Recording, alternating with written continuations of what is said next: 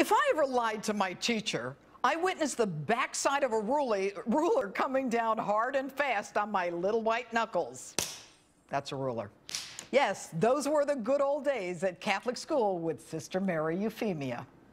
And later, when I was elected the DA, if a staff member lied to me about a case, well, I don't want to say that I used a ruler, but you figure it out.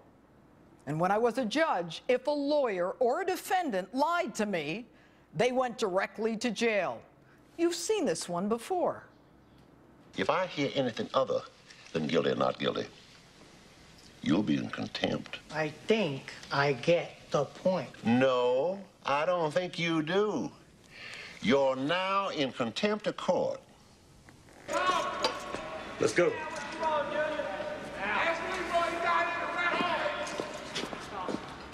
Truth is paramount. It is essential in an orderly society.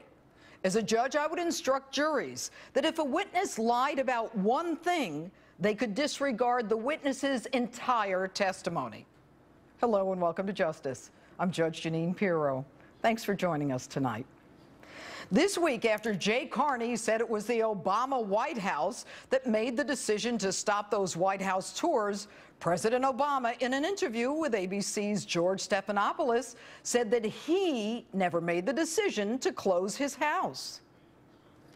The White House made the decision that we would unfortunately have to temporarily suspend these tours. This was not a decision that went up to the White House, but what the Secret Service explained to us was that they're going to have to furlough some folks. And get this, after the president said it wasn't him and blamed the Secret Service, Carney still comes out and says that it was the Obama White House that made the call. The Secret Service made the decision about its budget and to withdraw personnel from tours. Right. And then you said we had to cancel the tours. It's our job to cancel the tours. They cannot cancel them. But it's not the first time the White House hasn't been totally honest with the American people. Just last week on the release of illegal aliens. As ICE made clear yesterday, the agency released these low-risk, non-criminal detainees under a less expensive form of monitoring. This step affected a few hundred detainees, as you know, out of the over 30,000 currently in ICE detention. And yet this week, the director of ICE testified before Congress it wasn't a few hundred. It was really over 2,200. I guess I wasn't wrong last week when I told you the same thing before the ICE director even admitted it.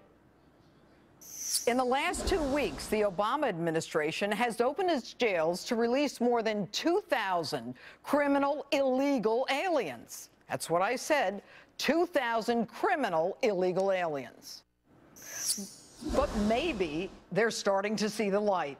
Even Jay Carney admits watching Fox might better help the White House to get to the truth. I appreciate it. I just don't even, I'm not familiar with the story. I should have been watching Fox earlier. But that's politics, right? Now, though, the top law enforcement official in the nation would understand the importance of truth, right? The Justice Department, with Attorney General Eric Holder at its helm, wrote to Congress that the purchase and transport of over 2,000 assault weapons to the drug cartels in Mexico was done without its approval.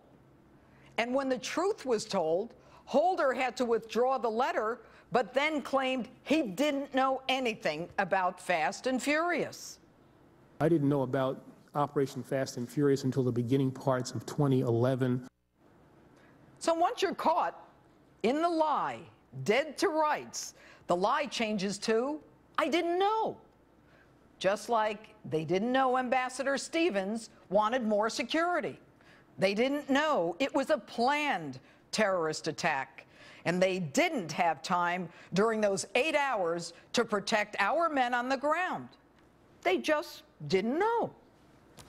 I was not personally aware of any request. We did not know. And it was really over before, we had the opportunity to really know what was happening. What difference at this point does it make?